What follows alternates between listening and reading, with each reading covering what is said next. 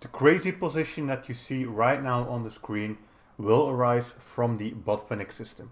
And in this video I will show you my way of playing the Botvinnik system, which basically has no theory. It is just a system of moves we are going to play every single time. So let's see how we got into this position. So to play the Botvinnik, you are going to play c4. This is a variation of the English opening. And against c4, of course, there are many things that black can do. And first we're going to take a look at e5. Other potential options are c5 or knight f6. So we're going to play c4, e5. For the Botvinnik system, what I like to teach is to always go for this early kingside castle. You should try to castle this king as early as you can. So we immediately go for g3, while many other players would play knight to c3, but I actually delay this knight move and I go for this g3 move first, because delaying the knight move already got rid of so many theory. So we go for g3, bishop g2. And then of course black has to at some point decide what he's going to do with the bishop. He can play bishop here. Of course he can also make a more passive move, or he could play the bishop here. But since we have no knight there, the bishop is basically looking at nothing. So most likely you will see something like bishop c5. And then we play d3.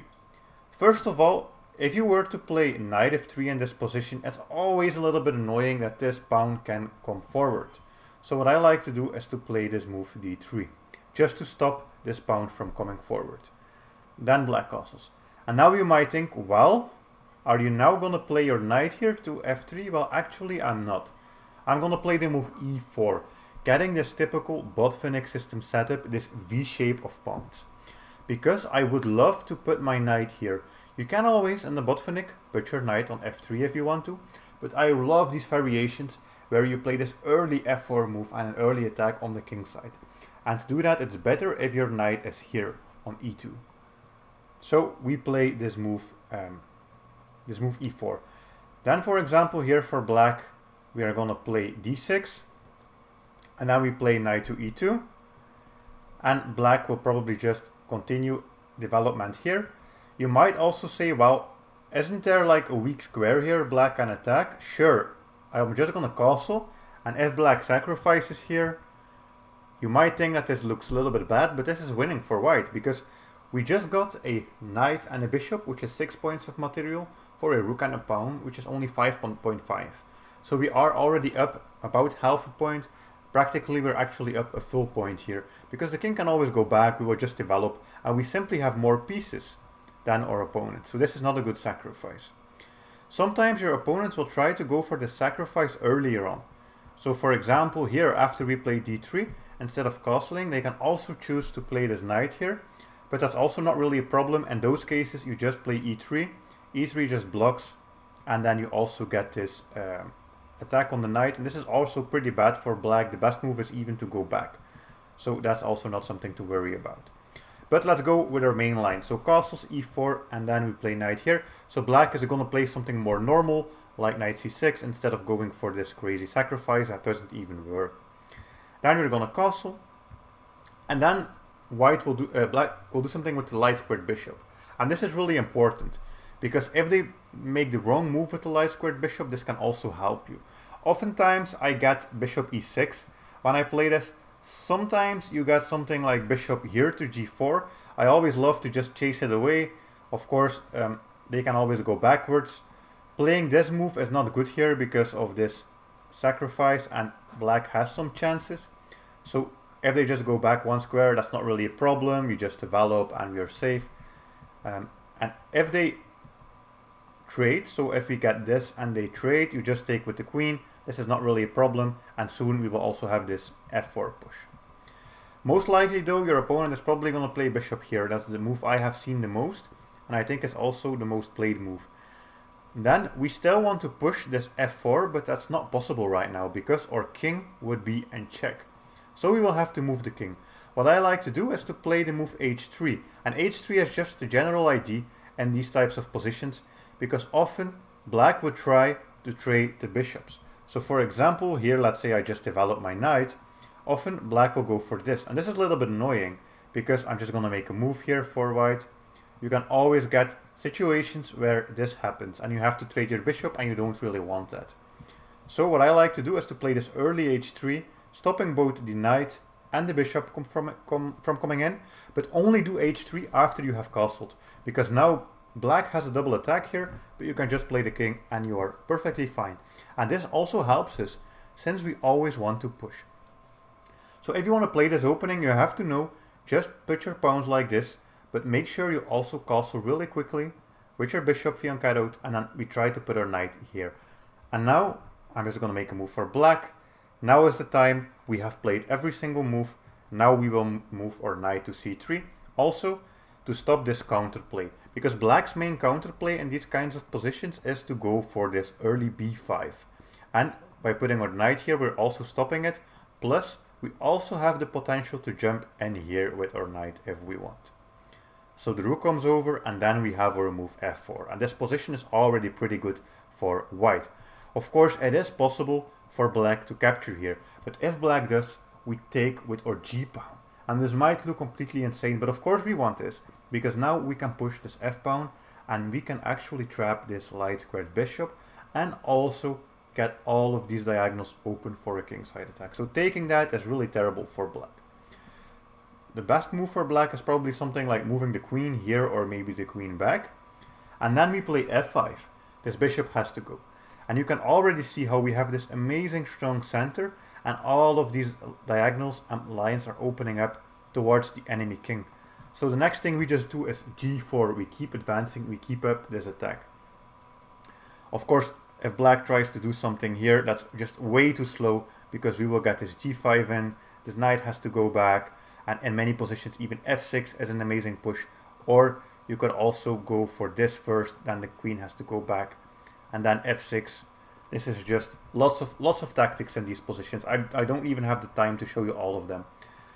Black probably wants to defend by playing h6 here, and then we can just come in with the knight, attack the queen.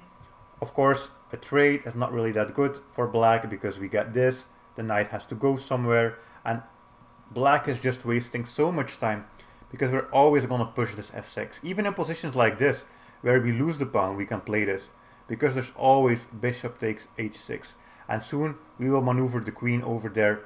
We can also get the knight involved, and we will have checkmating opportunities. So the best thing for black to do is just to move back the queen. We can put this knight here. This has two purposes. Now we are defending this, and also our queen is defending this pawn. And that is really useful. Also, after we push this, we will get this queen h5 move. So here, black has a chance to counterattack. You can take it, and black has this pawn, but it doesn't even matter, because we continue the attack with g5. g5, amazing move. If black captures this, of course, we can take with the bishop. We have this. Our queen is also going to be able to come in soon, so that is amazing. I don't even think there's really any good move here for black, so even if black pushes here, for example, there's bishop takes, and if pawn takes, there is queen g4 check, king h7, and then we have this move bishop f3 even, to get the bishop involved. Let's say black plays rook here, we got this check, king g7, rook g1, and you can see everything is just working together. Here probably this is a move, queen h6, the king has to go here, and then we have checkmate. So that's just one of the variations. There are many variations here. So we play g4, g5, so taking is not an option. Maybe black takes here, and then if he takes, we have this move f6. Again, f6, this is defended twice, and taking this is really bad, just because we have queen h5. This is going to fall soon, because we will capture it with the knight, so I don't really see king g7 as a defense, but then there's rook takes here, and this is insane. Black has to sacrifice this, and then we still have bishop check, and this leads to a mate in 13. So this is also pretty good for white. Insane stuff in this position. So here we play f6. Maybe black will try to push this, but that's also pretty bad, because you can now see that this is falling, but instead of taking it with the bishop, you can also play queen d2, and then take this with the queen. And if you know this pattern, you will see that we are threatening a simple checkmate here. So if black takes here, for example, we're going to go in for the simple checkmate, and there's nothing black can do except sacrificing the queen here. So amazing stuff. As I said, I don't have time to show you all variations. If you're interested, you can always let me know in the comments. Maybe I'll make a video on all attacking patterns, but there really are so many. Everything just leads to a checkmate or a queen sacrifice from black. Because you can easily see all these pawns are going to come forward. Sometimes even this h4 pawn, this rook will also be able to participate. This bishop, this knight, this bishop, this queen. It's just not possible to show you everything, but you can see that every single line will lead to a winning advantage for white.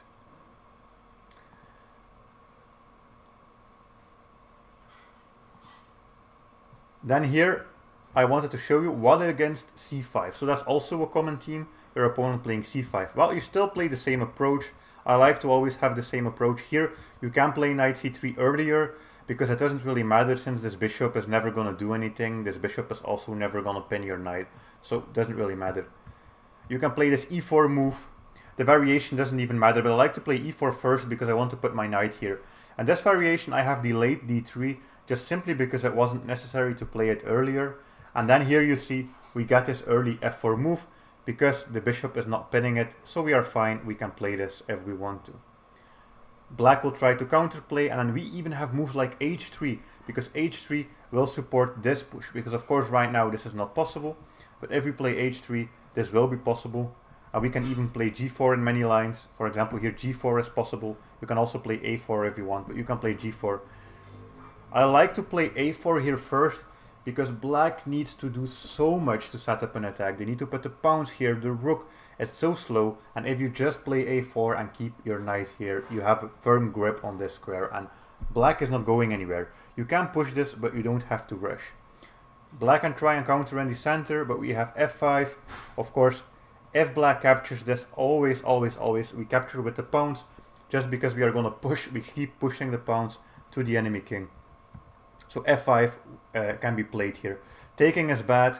Black can defend with something like h6, but we have g4. Again, we just push all of these pawns forward.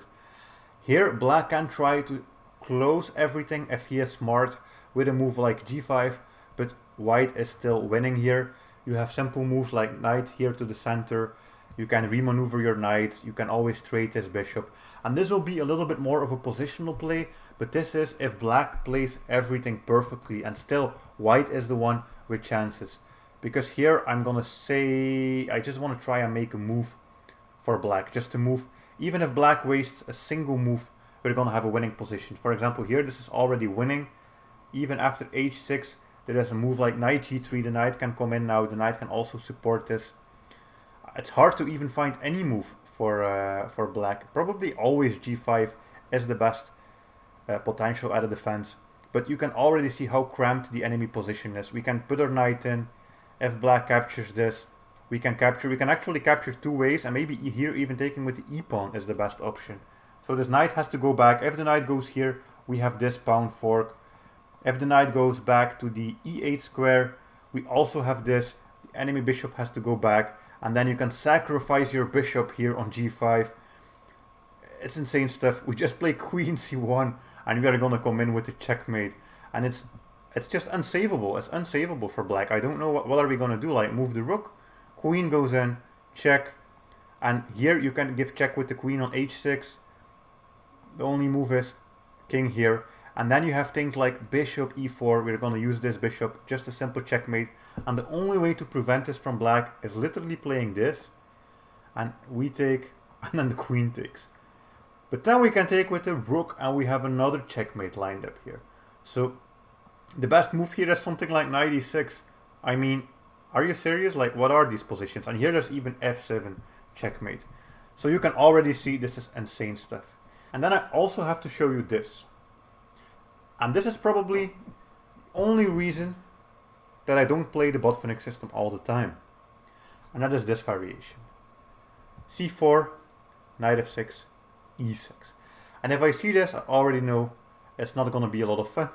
Or at least I won't be able to play the Botvinnik system. Because your opponent goes for early d5. And I'm not saying that this is particularly good for black. But if they play this, you will have to accept that, okay, this will not be a Botvinnik. But there are also some things you can do here. I love to play something like d4. And you can just give up this pawn. And you can go for check. And then you can capture it. You can play something like this. Easy castle. they might go for something like this. You can even take with the queen, and if they ever attack you, you just go back. And you might say, well, isn't this boring? Maybe a little bit, but at the same time, it is good for white, because we have this bishop. This bishop can develop. You can play pawn here, queen here, you can get the rooks in. And even though this looks a little bit boring, there's not much black can do. This bishop is stuck, this pawn cannot move because of tactics.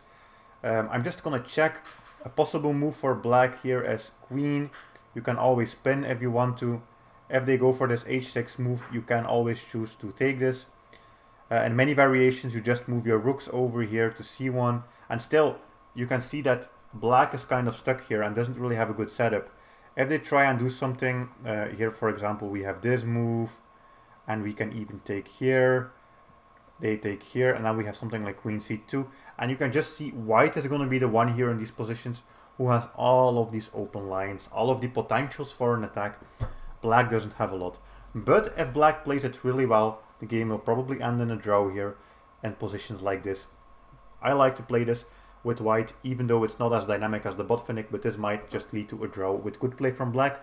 But still, many black players don't really know how to play this variation, especially against this queen move. So that is a little chance you have there to set up an attack, as I just showed you. And yeah, that is it for the Botvinnik system. Let me know what you think about this in the comments, and I'll see you in the next video. Bye!